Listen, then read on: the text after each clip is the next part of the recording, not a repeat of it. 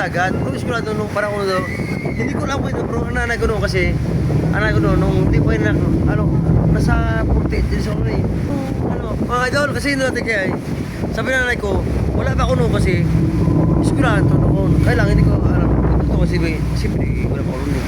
Pero sabi na nanay ko, nasa 40 plus years na. Ito nanay ko ba ito no? Nay, tingin mo na yung mga ilan na ando na yung pasiras yung nay. Eskwela ito nay.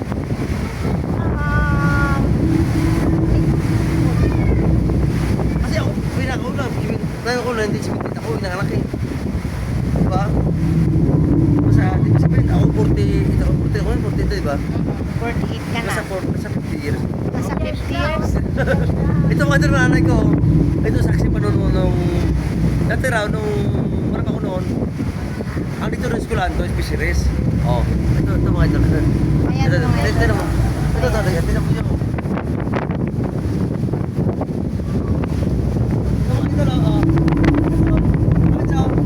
Sige, saan ang tagat yun? Kita namin yung iba pang area mga idol. Ito po oh, ayan. Ito lang, yan lang. Yun. Yun ang tanong gilid yung layo. Yun. Malayo. Oo. Ito si Argan. Yan, may CR din Mga yan idol. sila nga ito dati ng ano. Oo. Nag-anak Pisiris? Pisiris ano? Kaya lang nakakaiba mga idol kasi dito nila pinatayo sa gitna ng dagat. Ito, ayan. Kaya lang, hindi ko alam kung ito. Andun po sa gilid doon pa nang gagaling yung Hindi ko mga alam. estudyante. Ano nangyari, di ba? Basta, yan.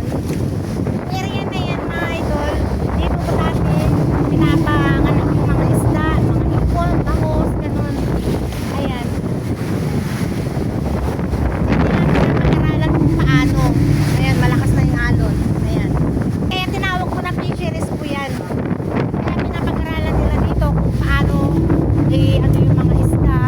Kasali na rin yung mga ay ipon. Tsaka yung tawag nito bangus. Ayan. Hindi na tuloy natapos to. Yun nga lang po, ilang taon na ito na Tapos na no? ano. Wala na kasi ayan po mga idol oh, ayan. Ayan. Kaya nakakatuwa naman na ito kasi nasa gitna siya ng dagat. Ano? Dito ang school. Ito mo, eskwelahan. Ayan, no? Eskwelahan din mo. Eskwelahan yan eh. Oo. Tignan mo. Ah? Baka magano. Kasi alam mo idol, alam ko noon, nung sabi ng nanay ko noon, mga parang just estado, mga magano. 1970s. Oo. Sabi, Kaya mga idol, yung mga papasok dito na estudyante, ibig sabihin, doon pa sila nanggagaling, masakay sila ng bangka para makapasok sila dito. Kasi ayan po dagat siya, oh. Ayan. Sa kalbi, tignan mo, ikaw. Ang tibay ng kwan, oh. Ang tibay ng poste, oh. Kaya Wala, nga, oh, eh. tignan mo. Ikaw, Ayan, 50 years. Oh, tignan mo. Kupal mo, poste, oh. Tignan mo, ang bibo. Ano? Laki na ang bibo. Ayan. Buo pa siya mga idol, pero mayroon na rin siyang mga, siyempre sa tagal po, may mga tira na din. Ayan. Ayan. Pero mga idol, tingnan nyo, oh. Ayan. Kaya dito nakakaipag-eskwelahan eh, kasi nasa gitna po ng dagat. Kaya sa mga pumapasok po, kailangan talaga nilang sumakay ng bangka, pambot, para lang makapasok dito sa eskwelahan. Kaya ito si, ito pa siya, halimbawa, gusto maligo, kailangan nilang bago punta rin. Sa ngayon na po, kasi siyempre hindi na sa eskwelahan, kasi wala na po, Paano sira na siya, na. Kagaya sa amin ngayon, nandito kami ngayon, naligo kami. Ayan. Halika, ito. Halika. Halika, dito.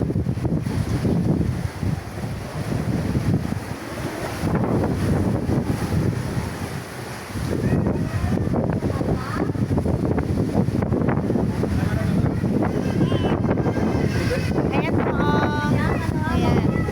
Naligo kami ngayon. Kasi kakatapos lang po ng fiesta sa amin sa Bulilaw. Ayan. Yung brother ko yan. Yung brother-in-law.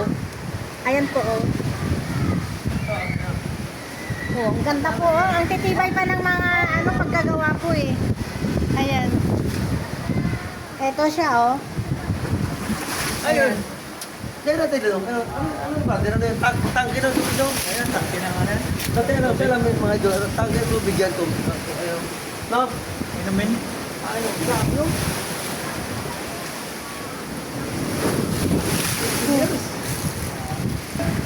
Mga laboratory, no? No? Diyan lang. Ayun po yun. Yan, laboratory. Ay, Oh, ano po yun? ayun mga idol. Oh, kasi sa tagal na, oh, tingnan mo, napasok na rin siya ng tubig. Ayan. Hmm. Ibig sabihin, sa ilalim talaga, tubig na yan. No? Oo. Tubig ang ilalim. O, ayan po yung ano po ng tangke ng tubig na inumin nila dati. Oh. Ang lugar na to, sa to ilalim tubig to. Kaya, tingnan mo. Gitan, oo. Ito. Yan siya, oh, yan. Ito mo, oo. Oo. Yan, oh. Yan, bakulot area na yan. Bakulot. Kasi pag naman ng mga estudyante na yun, para makarating dito, kailangan pa nilang sumakay ng pambot, mga idol. Ganyan sila kung unang panahon. Ayan. Mga idol, ginagawa ng pasyalan. Pag naligo, dito na lang nag-stampa yung mga naliligo. Kasi syempre, hindi na siya pwede.